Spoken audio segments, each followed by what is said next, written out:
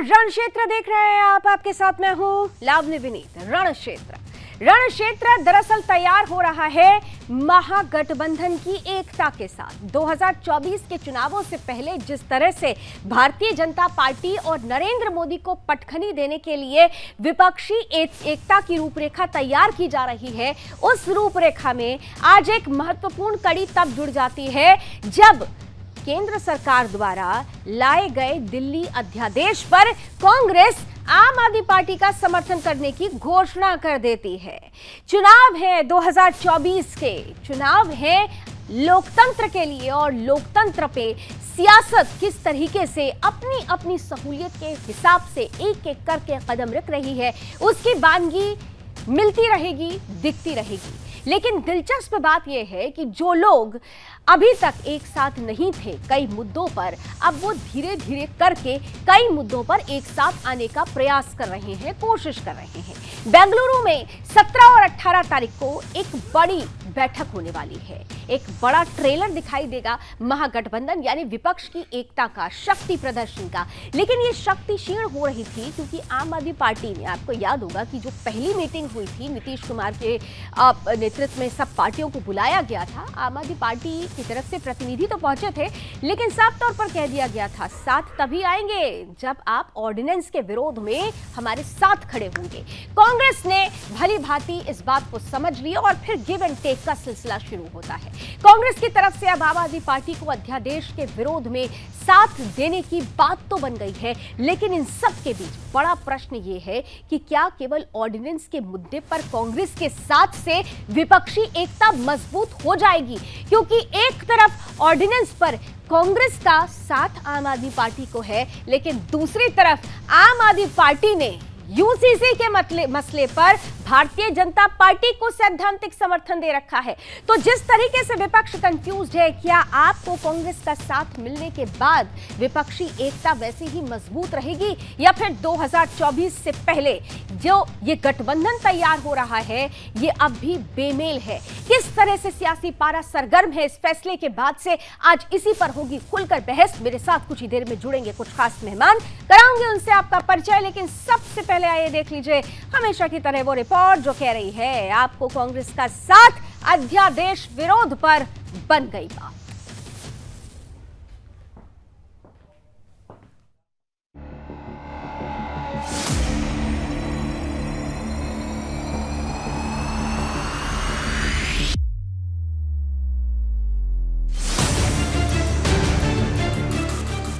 2024 के फाइनल से पहले आम आदमी पार्टी और कांग्रेस एक बार फिर से साथ नजर आ रहे हैं। जिस अध्यादेश को लेकर आम आदमी पार्टी और कांग्रेस के बीच पिछले कुछ दिनों से जुबानी जंग छिड़ी हुई थी, उसी को लेकर अब कांग्रेस और आम आदमी पार्टी एक ही पाले में खड़े हो गए हैं। अध्यादेश पर अपना रुख साफ करते हुए कांग्रेस ने आम आदमी पार्टी का समर्थन और बीजेपी की मुखालफत करने का फैसला किया है। कांग्रेस महासचिव के.सी. वेणुगोपाल ने पार्टी का रुख साफ करते हुए ऐलान किया कि अध्यादेश को लेकर हमारा रुख स्पष्ट है, हम दिल्ली में केंद्र के अध्यादेश का संसद में विरोध करेंगे। आम आदमी पार्टी के संयोजक अरविंद केजरीवाल लगातार कांग्रेस से समर्थन की मांग कर रहे थे। विपक्षी मंच पर आम आदमी पार्टी को लाने में अध्यादेश रोड़ा बना हुआ था। कांग्रेस ने समर्थन का ऐलान ऐसे समय में किया है जब विपक्षी दलों की दूसरी मीटिंग 17-18 जुलाई के लिए शेड्यूल है। विपक्षी दलों के लिए इस बार कांग्रेस शासित राज्य बेंगलुरु में मंच तैयार किया जा रहा है। इससे पहले बिहार मीटिंग में आम आदमी पार्टी की तरफ से संजय सिंह और राघव चड्ढा ने शिरकत की थी। बाद में पार्टी ने विपक्षी मंच से किनारा कर लिया था। खैर, इधर अध्यादेश के मुद्दे पर आप कांग्रेस के दिल मिले तो पॉलिटिकल पंडितों ने सियासी गुड़ाभाग भी शुरू कर दिया। सियासी गलियारों में एक सवाल गूंज रहा है कि आखिर बेमेल गठबंधन कितने दिनों तक चलता है, क्योंकि आम आदमी पार्टी एक तरफ तो कांग्रेस के साथ खड़ी दिख रही है, तो वहीं आप यूसीसी के मुद्दे पर बीजेपी के भी पाले में खड़ी है। सियासी गलियारों में हलचल है कि 2024 के फाइनल से विपक्षी कुनबे में कंफ्यूजन मेनिया फैला हुआ है और विपक्ष ये समझ ही नहीं पा रहा है कि आखिर गोल किसके खिलाफ करना है। Bureau report, Sudarshan news.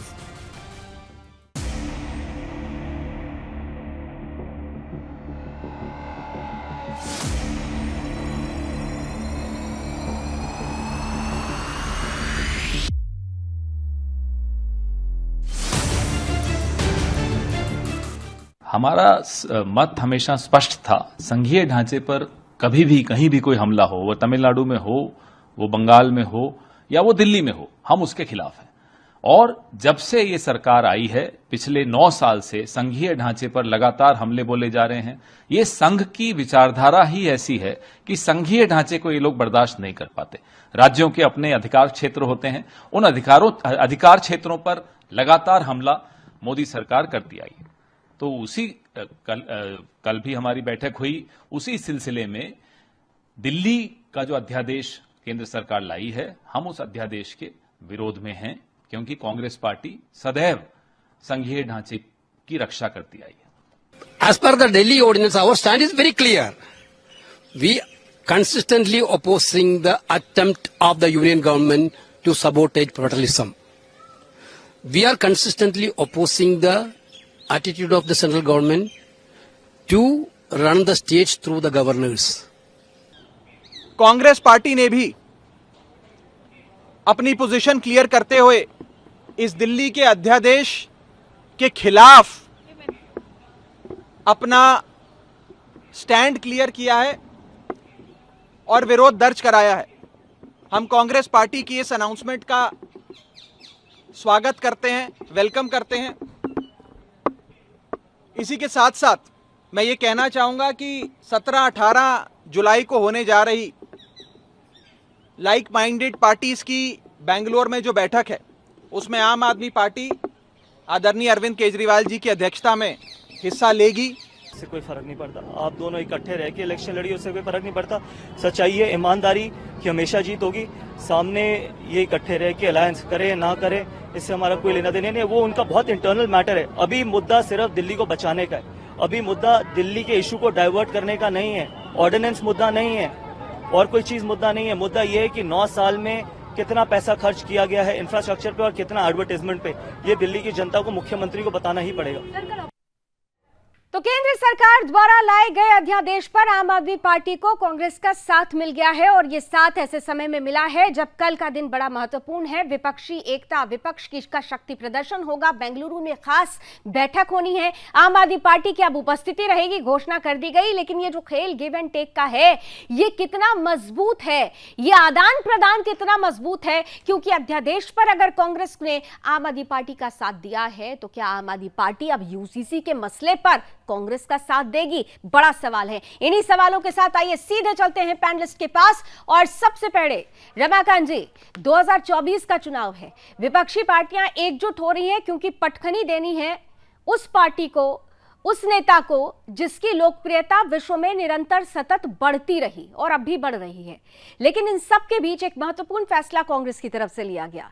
केंद्र सरकार का विरोध करने वाली है कांग्रेस अब आम आदमी पार्टी के साथ मिलकर अध्यादेश जो आप लोग लेकर आए, कैसे ले रहे हैं इस फैसले को? देखिए लावनी जी, ये अध्यादेश के ऊपर में समर्थन नहीं है बल्कि एक मजबूरी है और मुझे लगता है ये बार्गेनिंग ही है।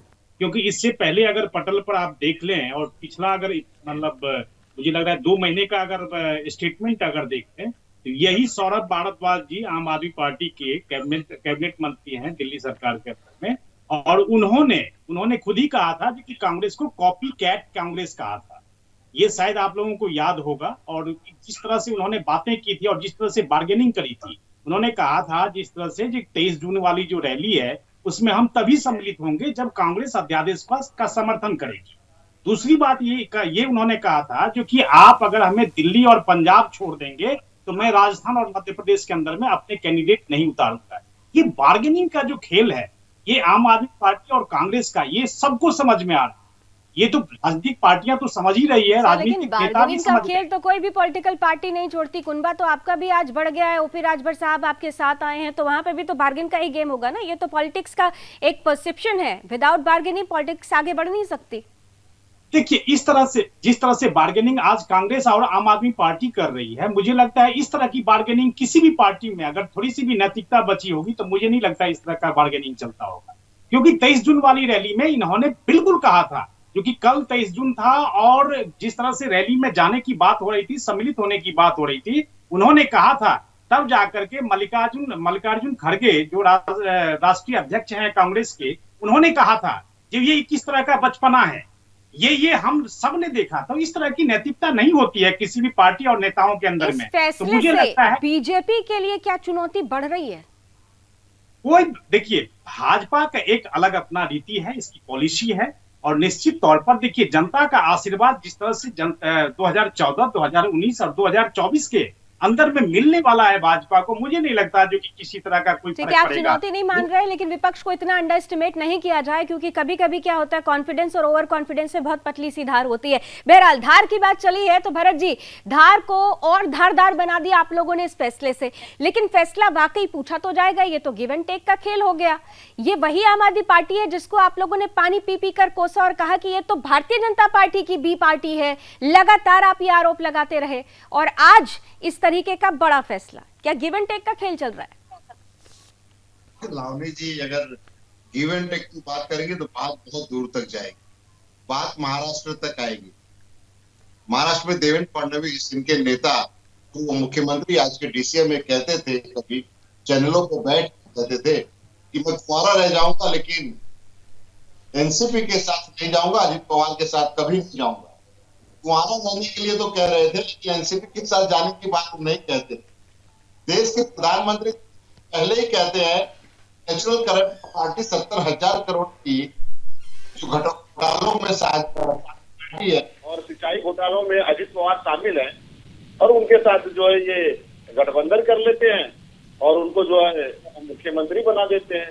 तो नैतिकता की बात कम से कम भाजपा के प्रवक्ता नेशनल चैनल पर बैठ के ऐसी बात न करें, क्योंकि नैतिकता तो इनके पास बची नहीं है।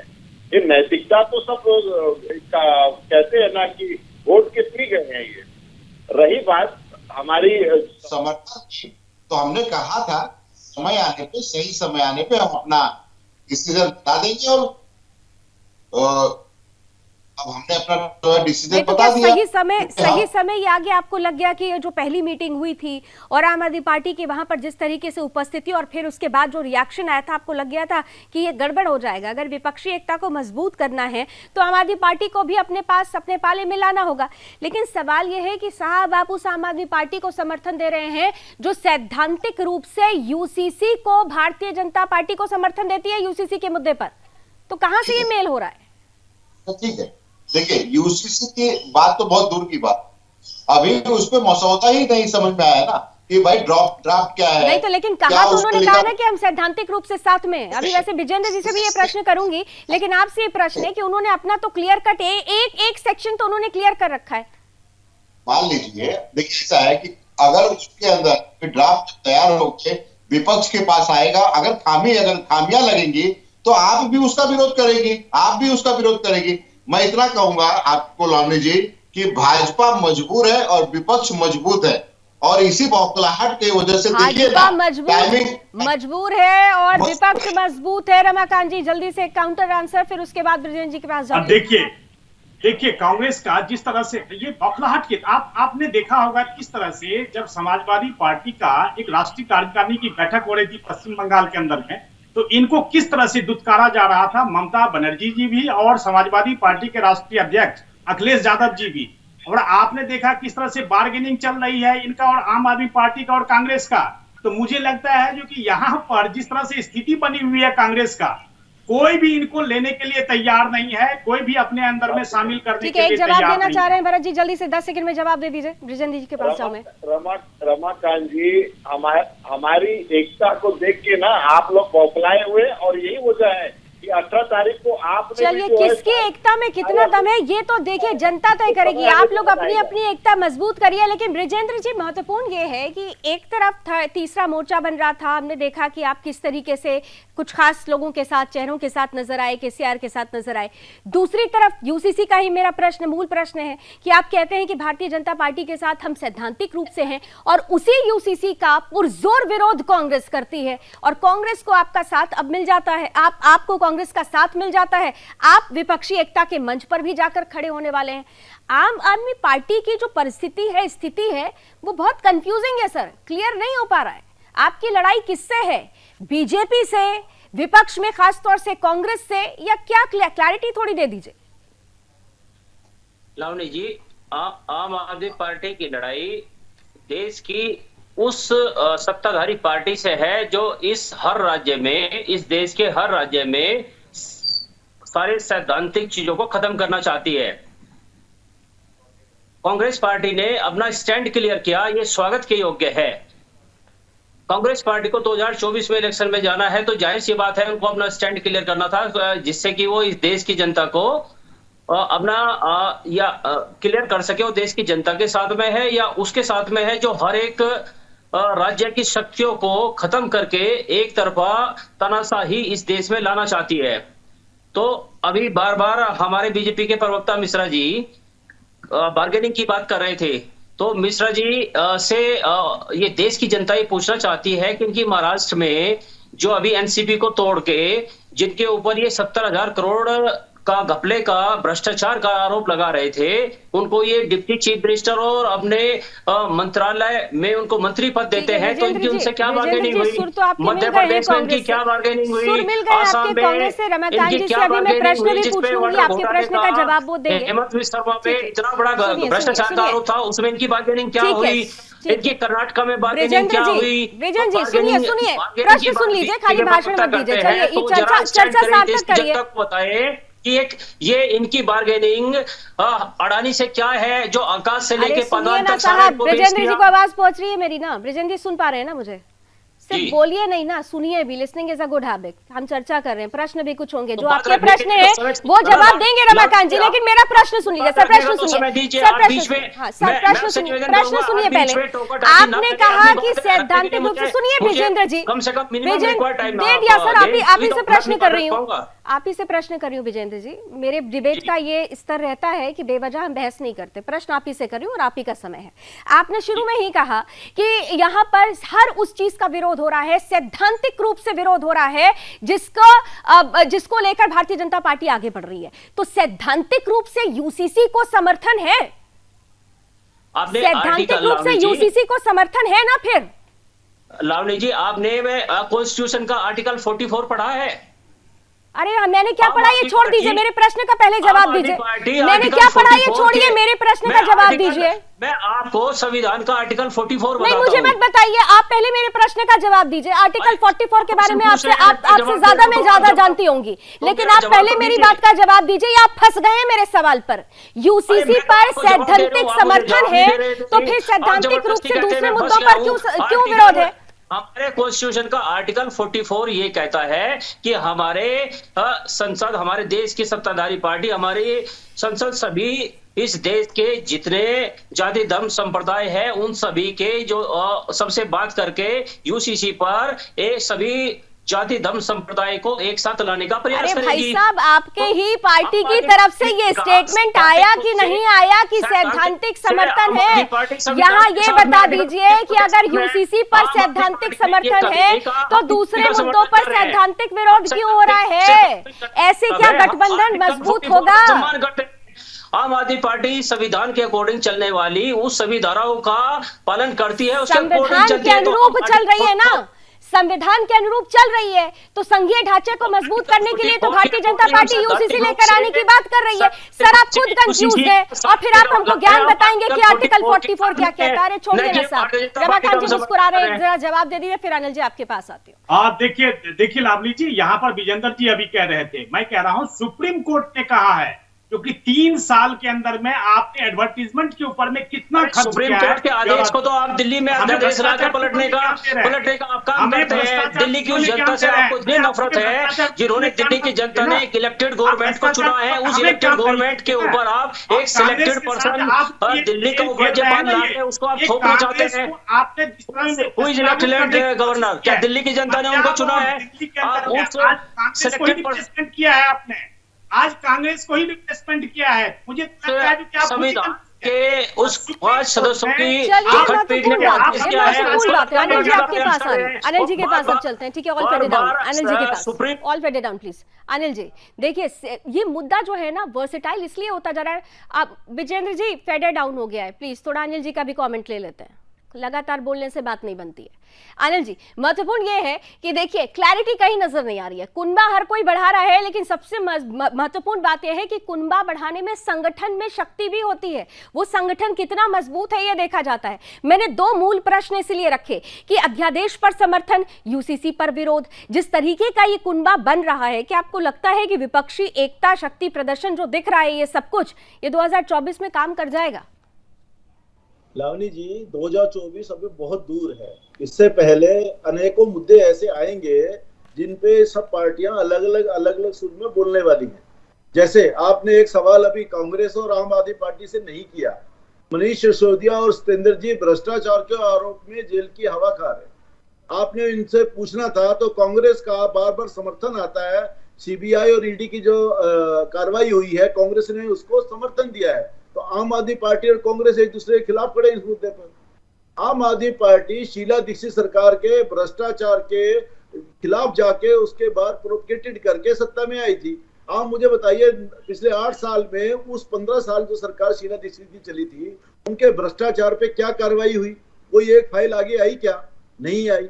तो कहने का मतलब ये है, अभी बहुत सारी चीजें आने वाली हैं। ये तो मेरी बात में हाँ में हाँ मिलाया तो मैं आपके साथ हूँ, नहीं मिलाया तो मैं आपके खिलाफ हूँ। इस तरह की दोस्ती चल रही है।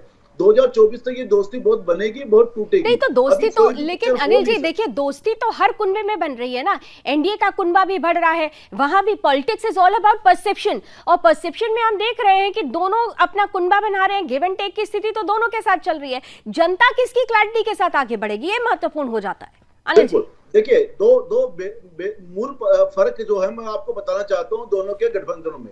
एक मूल फर्क है, एक में बड़ा भाई बहुत साफ क्लियर है कि बड़ा भाई कौन है।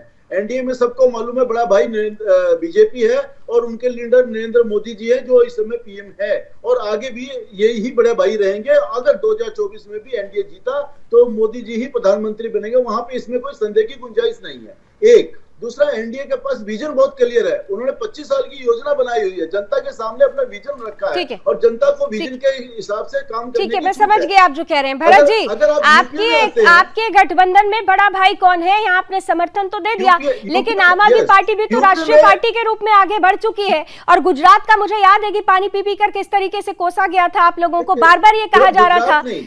आपको लावनी जी एक चीज मैं कहता हूँ, हाँ, एक सेकंड में जी जल्दी से 10 सेकंड, फिर मैं भरत जी के पास आऊंगा। तो आम आदमी पार्टी की मुश्किल ये है कि आम आदमी पार्टी वहां स्टेब्लिश हो रही है जहां जहां कांग्रेस का वोट उसको मिल रहा है। ठीक है, वोट में सेंध तो आम आदमी पार्टी का ही लग रहा है ना, तो फिर बड़े भाई की भूमिका कैसे निर्धारित करेंगे भरत जी?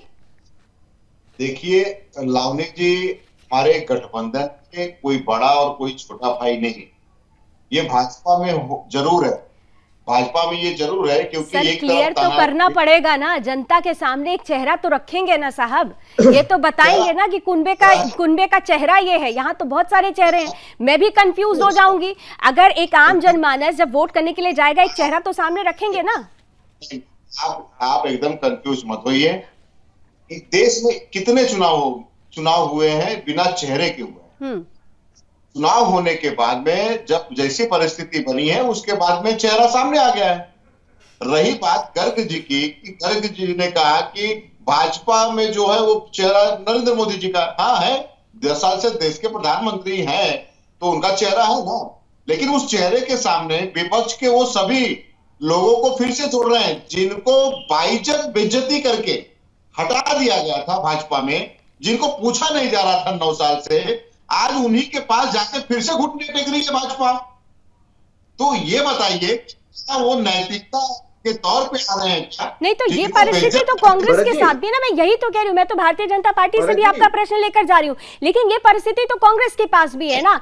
आम आदमी पार्टी को जो कांग्रेस पार्टी बीजेपी की बी पार्टी कहती हो, लगातार इस पर आरोप लगाती हो, लगातार कई मुद्दों पर साथ ना देती हो, तो कैसे इस साथ को हम समझने की मजबूत होगा? देखिए लावनी जी, आम आदमी पार्टी एक पार्टी है, कांग्रेस पार्टी एक पार्टी है। पक्ष विपक्ष बातचीत होती है, आरोप प्रत्यारोप होते हैं, लेकिन हमने कभी गठजोड़ और गठबंधन अभी तक नहीं किया था आम आदमी पार्टी से कहीं भी। लेकिन जिस तरह से भाजपा ने अपने सहयोगियों का इस्तेमाल करके उनको कचरे के जैसे उठा के फेंक दिया, आज उन्हीं के पास जवाब दीजिए। क्या आप आइए फिर हमारे साथ, आइए फिर हमारे क्या साथ। है क्या उनके पास नैतिकता है क्या जाने के लिए? उनका दिल करेगा ठीक है भरत जी, आपके सवाल का जवाब दे रहे हैं रमाकांत जी, फिर जाऊंगी 2019 के अंदर में 2019 के अंदर में 5 ऐसे स्टेट थे जिसमें 198 सीट ऐसी थी जो क्षेत्रीय पार्टियों से भाजपा का पूरा मुकाबला था। अनिल गर्ग जी चूंकि राजनीतिक विश्लेषक हैं और बिल्कुल इस चीज को समझ रहे हूं, 198 जहां पे कांग्रेस कहीं था ही नहीं और न ही आम आदमी पार्टी थी, तो मुझे लगता है जो कि कम से कम कांग्रेस तो मुकाबले में बिल्कुल ही नहीं है। 2024 के अंदर में भले ही जितना गठबंधन कर लेंगे ये कुछ नहीं होने वाला। मैं बता देता हूं 2019 चाहे और आने वाला जितना मुझे लगता है कि साफ तौर पे आपके चेहरे पे और किस तरह से सैद्धांतिक यही हो जाए कि नहीं रमाकांत जी, एक चीज लेकिन आप लोगों को भी क्लियर होना चाहिए। आप कह रहे हैं कांग्रेस कहीं नहीं है, लेकिन ये भी सत्य है कि आपके हाथ से हिमाचल गया, आपके हाथ से कर्नाटक गया। तो मैं बार बार कह रही हूँ ना कि विरोधियों को अंडर एस्टिमेट नहीं करना चाहिए। कॉन्फिडेंस और ओवर कॉन्फिडेंस बहुत पतली सी धारा होती है। लावनी जी आपने बहुत सही कहा, लेकिन मैं आपको बता देता हूँ यही देश चलता है जो 2019 के अंदर है। 4 राज्यों में जा रहे हैं, हम इनको साफ करेंगे। ये हमारा ओवर कॉन्फिडेंस नहीं है, लेकिन हमने जो काम किया है काम के तौर पे आप बता रहे हैं। ठीक है, उम्मीद आपको अभी भी एक सेकंड भरत जी, एक सेकंड ठीक है भरत जी, एक सेकंड। ब्रिजेन जी, एक चीज बहुत महत्वपूर्ण आपसे पूछना चाह रही हूँ कि अब चलिए विपक्षी एकता में आप लोगों ने कह दिया था, यही कहा था ना कि आप समर्थन करेंगे अध्यादेश पर, तो हम मीटिंग में शामिल होंगे। आप लोग बेंगलुरु में जाने वाले हैं केजरीवाल जी की अध्यक्षता में, ये राघव चड्ढा जी ने ऐलान भी घोषणा भी कर दिया। लेकिन सवाल ये है, फिर पूछ रही हूं, पुनः पूछ रही हूं, जब कांग्रेस यूसीसी का विरोध करेगी, जैसा कि कहा जा रहा है कि इस बार सत्र में पूरी तरीके से यूसीसी को लेकर एक आधार मजबूत हो सकता है, बीजेपी भी ला सकती है, क्या आप उस वक्त कांग्रेस के साथ खड़े रहेंगे जब यूसीसी का विरोध होगा सदन में? लावनी जी, आपने 2 बात एक साथ में की है, एक यूसीसी पर और एक अध्यादेश पर। तो जैसे मैंने कहा कि अध्यादेश के साथ में कांग्रेस ने अपना स्टैंड क्लियर किया है। ये एक दूसरे को साथ देने की बात नहीं है, ये तो उस राज्य की, हर एक राज्य की शक्ति को बचाने का मुद्दा है। देखिए आज दिल्ली में आम आदमी पार्टी की सरकार है, किसी दूसरे राज्य में दूसरी पार्टी की सरकार है। अगर ये अध्यादेश अगर ये पास हो जाता और कांग्रेस अपना स्टैंड क्लियर नहीं करती तो ये हर राज्य से उसकी शक्तियों को छीनने का काम करता। तो ये तो देश में पहले जैसे राजशाही लागू था, एक जिसको हम कह सकते हैं कि एक ब्रिजेन जी, मैं पुनः पूछ लेती हूँ, कांग्रेस ने अध्यादेश के मसले पर आपका साथ दे दिया है, यूसीसी पर क्या आप कांग्रेस के साथ खड़े हैं? मैं दोनों बात पे आपकी बात का रिप्लाई कर रहा हूं, तो आप रिप्लाई तो लीजिए। नहीं तो जल्दी से दीजिए ना सर, मेन मुद्दे पे आइए ना, भूमिका मत बनाइए, समय की कुछ सीमाएं होती हैं, सीधे बताइए साथ दे रहे हैं या नहीं दे रहे, हाँ या ना? किस यूसीसी के मसले पर कांग्रेस के साथ हैं या नहीं है? देखिए यूसीसी के मसले पे ये हाँ ना का क्वेश्चन, ये क्विज नहीं हो रहा है यहाँ पे। यूसीसी के मसले पर सर, ये क्विज ही है, ये इसलिए क्विज हो रहा है क्योंकि आप खुद क्लियर नहीं है, आप खुद क्लियर नहीं। अब आप फंस गए, आप लोगों ने पहले तो सैद्धांतिक स्तर पर आपने कह दिया समर्थन दे रहे हैं, अब करें तो क्या करें?